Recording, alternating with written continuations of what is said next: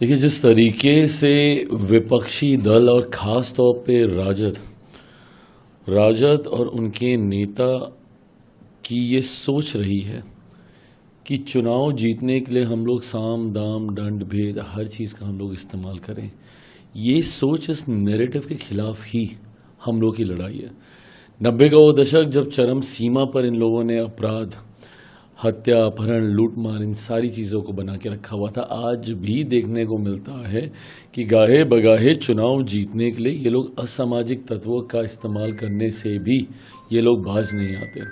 जिस तरीके से बख्तियारपुर से एनडीए के प्रत्याशी, लोक जनशक्ति पार्टी रामविलास के प्रत्याशी अरुण कुमार जी, जिस तरीके से आज उनके उनके काफिले पर, उनके साथियों पर जिस तरीके से विपक्षी दलों से जुड़े हुए या सामाजिक तत्वों के द्वारा हमला किया गया, ये पुनः सोचने के लिए विवश करता है कि जो समाज के वंचित वर्ग से आते हैं, अति पिछड़ा वर्ग, समाज का दलित वर्ग से आने वाले लोग, राजद जैसे लोगों की ये सोच रहती है कि ये सिर्फ और सिर्फ वोट देने के लिए हैं, वोट मांगने के लिए नहीं।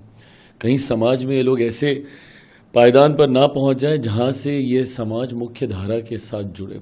और इसीलिए जब कोई मजबूत होने लगता है या जिसकी पकड़ समाज के वंचित, अति पिछड़ा, दलित वर्ग से आने वाले लोगों की जब जब पकड़ मजबूत हुई है, तो इन्होंने उसको डराने का, धमकाने का, उसको किसी भी तरीके से इस व्यवस्था से दूर धकेलने का प्रयास किया। और इसी सोच के साथ आज जिस तरीके से अरुण कुमार जी, उनकी गाड़ी को जिस तरीके से तोड़ा गया, उनका ड्राइवर का सर तक फाड़ दिया गया, मतलब सोचिए इस तरीके से हमला हुआ है कि उनका सर तक उनका फाड़ दिया गया है। मैं ज़रूर कहूँगा, जो भी ये लोग हैं और जिस भी दल से लोग जुड़े हुए हैं, चिराग पासवान, लोक जनशक्ति पार्टी रामविलास और पूरा एनडीए गठबंधन कभी भी ऐसे असामाजिक तत्वों के साथ समझौता नहीं करेगा।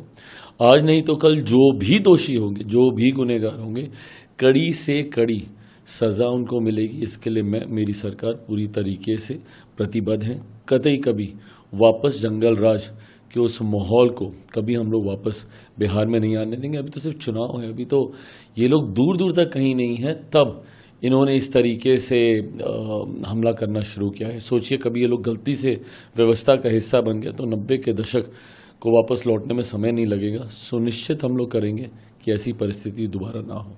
राजद तो सोशल जस्टिस की बात करते हैं, फिर ये अटैक। सोशल जस्टिस इनका सिर्फ और सिर्फ अपने परिवार के जस्टिस तक सीमित है, सिर्फ और सिर्फ वोट बैंक तक सीमित है। जिस तरीके से राष्ट्रीय जनता दल जैसे दलों ने समय समय पर समझौते करने का कार्य किया और हर बार एक बात को प्रमुखता से दिखाया कि इनके लिए सामाजिक न्याय की परिभाषा सिर्फ और सिर्फ इनका एक परिवार है और कुछ नहीं। अगर कभी भी मौका मिलेगा किसी पिछड़ा वर्ग से बिहार का मुख्यमंत्री बनने का इनके गठबंधन से, तो वो सिर्फ और सिर्फ इनके परिवार का सदस्य होगा। इनके पिताजी होंगे, पिताजी की गैर मौजूदगी में इनकी माताजी होंगी, और अब दोनों की गैर मौजूदगी में बेटे को किसी भी तरीके से इनको सत्ता के शिखर पर लेकर जाना है। जब ये लोग सामाजिक न्याय की बात करते हैं, उन मुसलमानों को इन्होंने सिर्फ और सिर्फ वोट बैंक बना के रखा जिनका इस्तेमाल दशकों से किया, और बदले में आज तक उनके लिए कभी कुछ नहीं किया। व्यवस्था का हिस्सा जब उनको बनाने की बात आएगी तो कभी ये लोग मुसलमानों को या समाज के अल्पसंख्यक वर्ग को ये लोग कभी आगे नहीं करेंगे। पर हाँ, जब जब वोट बैंक लेने की बात आएगी तो कभी मोदी जी के नाम का डर दिखा के, कभी एनडीए के नाम का डर दिखा के उनका लाभ ये लोग ज़रूर लेंगे।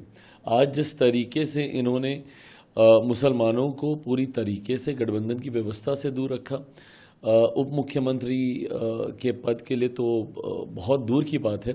जिस तरीके से सीटों के बंटवारे में भी मुसलमानों की संख्या को इनके द्वारा सीमित किया गया, और ये सवाल इनसे इसलिए पूछा जा रहा है क्योंकि अपने छाती पर मेडल की तरह एमवाई समीकरण को ये लोग चिपका के चलते हैं, इसीलिए इनसे सवाल पूछा जाता है। भाई, मेरी सरकार तो सबका साथ, सबका विकास, सबका विश्वास, सबके प्रयास की बात करती है।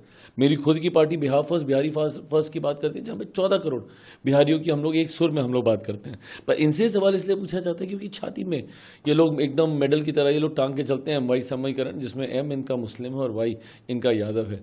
यादव की बात आएगी तो सिर्फ एक परिवार आएगा, और जब एम की बात आएगी तो उनको सिर्फ वोट बैंक बना के रख दिया जाता है। कभी उसको व्यवस्था में ये लोग कभी जुड़ने नहीं देंगे। ये परिभाषा है इनके सामाजिक न्याय की। अगर आप ये वीडियो YouTube पर देख रहे हैं तो हमारे चैनल को सब्सक्राइब कर बेल आइकन दबाएं और Facebook पर देख रहे हैं तो हमारे पेज को लाइक करें।